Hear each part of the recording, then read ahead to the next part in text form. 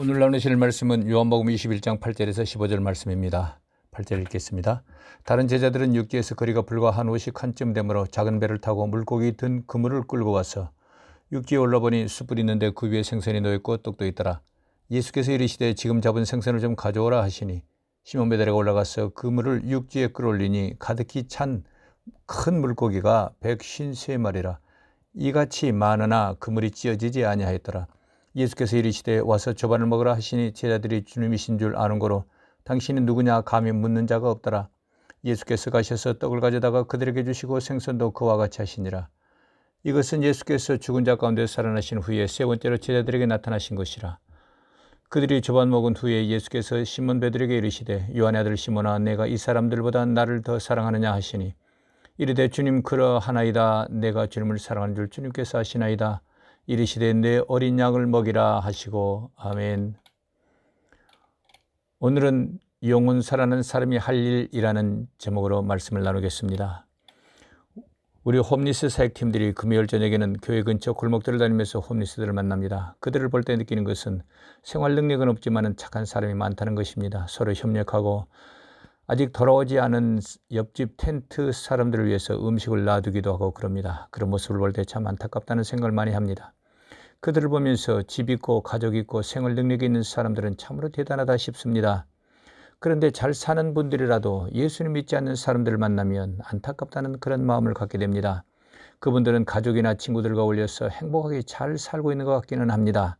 친구들과 식사도 하고 술도 마시고 화투도 치고 참 행복하게 잘 사는 것 같이 보이기는 합니다. 그런데도 그런 분들을 만나면 무엇을 위해서 저렇게 살아갈까 마음이 안타까워지게 되는 것입니다.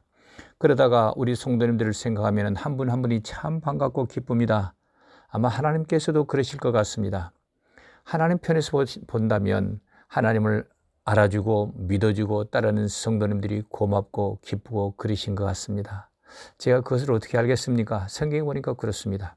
예레미야 29장 11절에 말씀하시기를 여호와의 말씀이니라 너희를 향한 나의 생각을 내가 아나니 평안이요 재앙이 아니니라 너희에게 미래와 희망을 주는 것이니라. 성경 곳곳에 내가 너희를 사랑한다. 너희도 서로 사랑해라. 서로 돕고 살아라. 이 험한 세상 내가 도와줄 테니 너희도 서로 협력해서 도와라. 온통 사랑한다는 말씀입니다. 그렇게 하나님께 죄송합니다마는 눈물이 참 많으신 것 같습니다. 우리를 불쌍히 여기시고 사랑하는 마음, 안타까워하는 마음이신 것이 느껴집니다.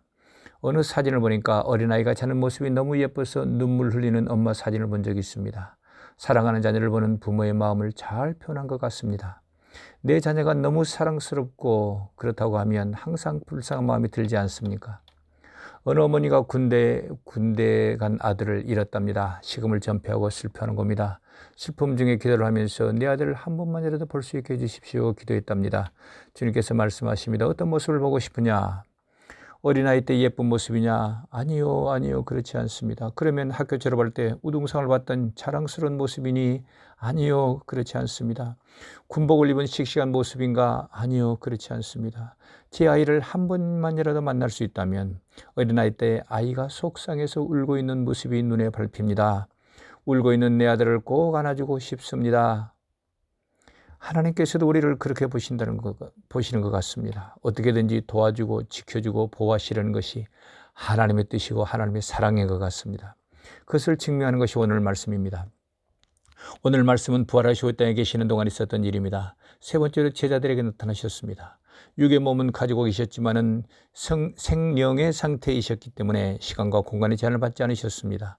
이것이 참으로 신비로운 일입니다. 우리가 천국에 가면 시간과 공간의 제한을 받지 않을 것입니다. 참으로 자유로울 것입니다. 예수님께서 부활하신 어느 날 베드로 사도와 여러 사도들이 자신들의 고향 같은 갈릴리 바다로 돌아갔습니다. 3년 동안 따라다니던 예수님께서 계시지 않으니 참으로 당황되었을 것입니다. 어디서부터 무슨 일을 해야 할지 알지를 못했을 것입니다. 그래서 자신들에게 익숙한 갈릴리 바다로 돌아갔습니다. 밤새워 그물을 내렸지만 한 마리도 잡지를 못했습니다. 제자들이 지쳤습니다. 피곤한 새벽이 되었습니다. 그때 예수님께서 말씀하십니다. 오른편에 그물을 던져라. 그 말을 두고 던졌더니 153마리가 더 잡혔습니다. 그물이 찢어질 지경이 되었습니다. 이런 기적을 보고 베드로는 예수님이시구나 알아차렸습니다. 성질 급한 베드로는 배와 고기는 버려두고 헤엄쳐서 예수님에게 달려갑니다. 그곳에서 베드로에게 사명을 주십니다. 내가 너를 사랑하는 것 알지? 너는 나를 사랑하느냐? 나를 사랑한다면 내 양을 먹여다오. 이것이 오늘 읽은 말씀입니다. 이 짧은 말씀이지만 여러 의미를 담고 있습니다. 오늘은 그 의미에 대해서 말씀을 나누려고 합니다. 첫 번째로 오늘 말씀은 예수를 만나고 믿은 사람이라 할지라도 두 종류의 사람이 있다는 것을 말하고 있습니다. 첫 번째 사람은 살았다고 하지만 죽은 사람입니다. 살았으면 살고 죽었으면 죽은 거지 살았으나 죽은 사람이 뭡니까? 질문하실 수 있겠습니다.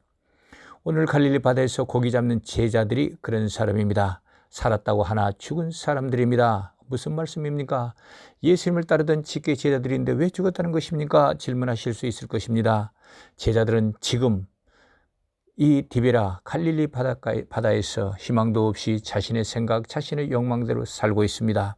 그렇게 사는 사람을 성경에서는 죽은 사람이다 그럽니다. 왜 죽은 사람이겠습니까? 지난밤에는 물고기를 잡는 그 시간에는 예수님 없이 살았기 때문입니다. 그들은 예수님 없이 험한 바다를 헤매면서 그물을 내렸습니다. 여기서도 내리고 저기서도 내렸습니다만 매번 허탕입니다. 죽은 사람은 제 역할을 하지 못합니다. 일할 수 없고 얻는 것이 없고 열매가 없습니다. 소득이 없는 것입니다. 죽었으니 그러는 것입니다. 이것을 설명하는 것이 밤새워 물고기를 잡았지만 허탕이었다. 이것을 말씀하고 있습니다. 이것은 세상을 말합니다. 예수님 없이 세상에서 헤매면 허탕 인생이다. 허당이다. 살았다 하나 죽은 인생이다. 이 말입니다. 그래서 오늘 배경이 되는 바다 이름을 디베라 바다라고 불렀습니다. 디베라 바다라는 이름은 티베리우스 황제가 자신의 이름을 따서 붙였습니다. 원래는 갈릴리 바다인데 너무 아름다우니까 티베리우스 바다라고 불렀던 것입니다. 이것은 자신의 욕망, 욕심, 자기 명예를 의미합니다. 그러니까 자기 욕심대로 자기 명예를 위해서 일하는 사람은 살았다고 하지만 죽은 사람이다 이 말입니다. 얻은 소득도 없고 열매도 없다. 허탕 인생이다 이 말입니다. 또 오늘 이것을 말씀을 잘 설명해 주는 것이 에스겔 37장입니다. 하나님께서 에스겔의 영혼을 어느 골짜기로 데려가십니다. 온 산에 죽은 뼈들로 가득 차 있습니다. 그런데 죽은 지 오래된 뼈들이 이리저리 흩어져 있습니다. 하나님께서 말씀하십니다. 이 뼈들이 살아나겠느냐? 하나님이 하십니다. 내가 말하는 것을 그대로 따라서 해라. 예, 그렇게 하겠습니다. 뼈들아 살아나라. 그 말씀을 따라서 말했더니 여기저기 널브러져 있던 뼈들이 움직이기 시작했습니다. 머리뼈, 다리뼈, 가슴뼈들이 여기저기서 와서 뼈들이 맞춰지고 근육이 붙고 살이 붙었습니다. 사람 모습이고 살이 도톰하게 붙어있지만은 그러나 아직 누워 있었습니다. 제 역할을 하지 못했습니다. 이런 사람을 살았다고 하나 죽었다 그럽니다. 그 안에는 뭐가 없었기 때문일까요? 8절을 보니까 내가 또 보니 그 뼈에 힘줄이 생기고 살이 오르며 그 위에 가죽이 덮이나 그 속에 생기는 없더라. 생기가 없었기 때문에 이 사람들은 살았다고 하나 죽은 사람이라는 것입니다. 그래서 여기서 생기라는 단어는 루아흐라는 단어입니다. 하나님께서 아담을 창조하시고 불어넣으신 것이 호흡을 불어넣으셨는데 그때 호흡이라는 단어가 이 루아흐라는 단어를 썼습니다. 하나님의 호흡, 그러니까 영을 불어넣으셨던 것입니다. 이런 루아흐, 그러니까 영을 아직 받지 못한 사람, 이 사람은 몸은 살아난 것 같지만은 영이 없다, 죽어 있다 이 말입니다. 이것을 디모데전서에서는 말하고 있습니다. 디모데전서 5장 6절입니다. 향락을 좋아하는 자는 살았으나 죽었느니라. 하나님을 믿고 예수를 믿는 사람이지만은 자기 자신만을 위해서 사는 사람, 자기 즐거움만 찾는 사람, 향락을 좋아하는 사람, 그렇지만은 그 사람은 살았다고 하지만은 영원히 죽었다 그런다는 것입니다. 이 말씀을 통해서 우리에게 말씀하십니다. 예수님을 떠나지 말아라. 떠나면 살았다 하지만은 죽은 거다 이 말씀입니다. 나 자신을 위해서 살지 말아라. 너희는 살았다고 말할지라도 하나님께서 보시기에는 죽었다 이 말입니다. 죽은 사람은 제 역할을 못합니다. 그러니 소득도 없고 열매도 없습니다. 하나님께서 도우실 수가 없는 것입니다. 하나님은 우리를 불쌍히 여기시고 사랑하시니 돕고 싶어 하십니다. 우리 영혼이 살기를 바라시는 것입니다. 그래야 하나님께서 우리에게 필요한 것을 마음껏 부어주실 수 있기 때문에 그렇습니다. 두 번째 사람은 오늘 말씀을 통해서 말씀하는 두 번째 사람이 있습니다. 부활하신 예수님을 만난 사람입니다. 영원히 살아난 사람입니다. 오늘 읽은 말씀 15절입니다. 그들이 조반 먹은 후에 예수께서 시몬 베드로에게 이르시되 요한의 아들 시몬아 내가 이 사람들보다 나를 더 사랑하느냐 하시니 이르되 주님 그러하나이다. 내가 주님을 사랑하는 줄 주님께서 아시나이다. 이르시되 내 어린 양을 먹이라. 아멘. 이제야 베드로 사도는 부활하신 예수님을 만난 사람 되었습니다. 이전에도 부활하신 예수를 만났지만은 구체적으로 무슨 일을 해야 할지 알지를 못했습니다. 말씀을 주신 것이 없었습니다. 오늘에서야 사명을 받습니다. 예수님 하셨던 일을, 내가 했던 일을 너가 해라, 이 말입니다. 베드로가 명령을 받은 일을 할 때에 예수님이 베드로를 통해서 나타나시는 것입니다. 이것이 예수님의 부활을 의미하는 것이기도 합니다. 그래서 예수님께서 내 양을 먹이라, 내가 하던 일을 너가 해라, 이 말입니다. 이것을 가르치기 위해서 오늘 디베라 바다에서 나타나신 것입니다. 이때부터 베드로는 자신이 무슨 일을 해야 할지 자기 역할을 아는 사람, 제 기능을 하는 사람이 되었습니다. 이제서야 부활하신 예수를 만난 사람, 영원히 살아난 사람이 된 것입니다. 이와 똑같은 것을 에스겔 환상에서 설명해 주고 있습니다.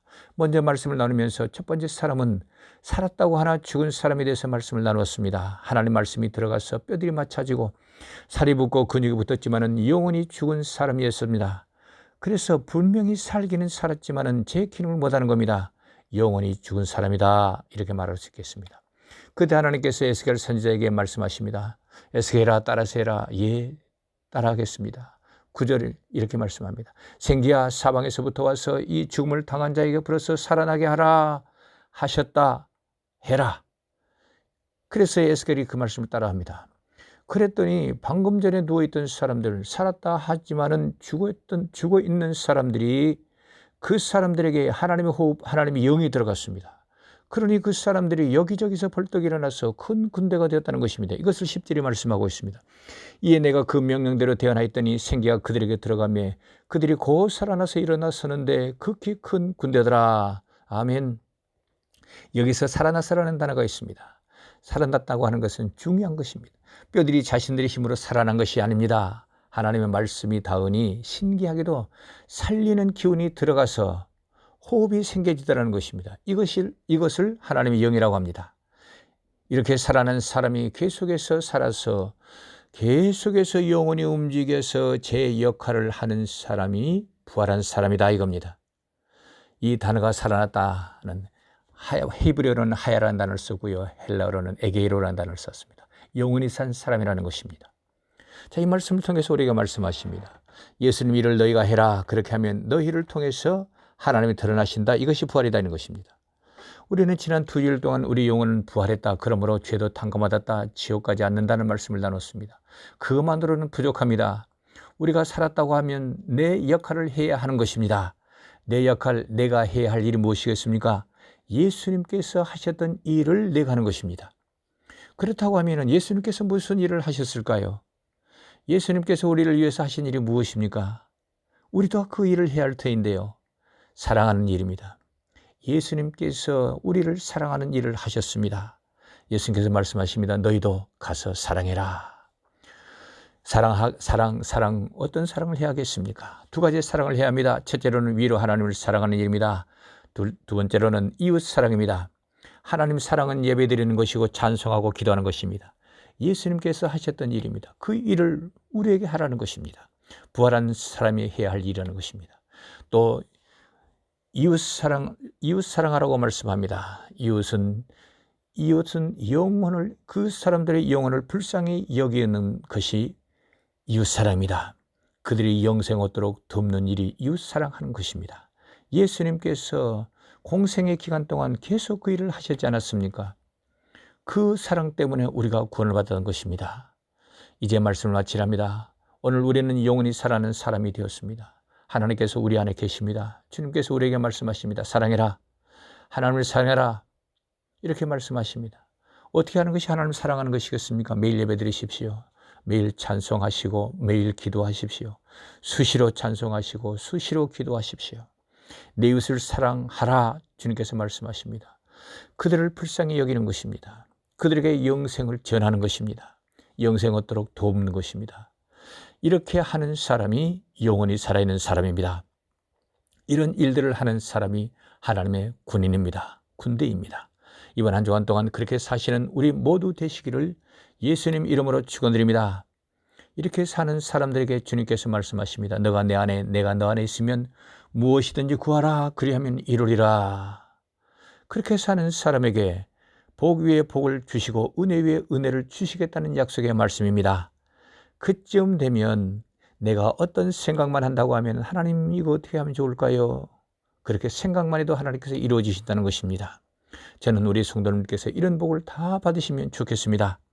그렇게 되시기를, 그래서 복과 은혜를 풍성하게 받아 누리시는 우리 가족 성도님들 되시기를 예수님 이름으로 축원합니다. 기도하시겠습니다.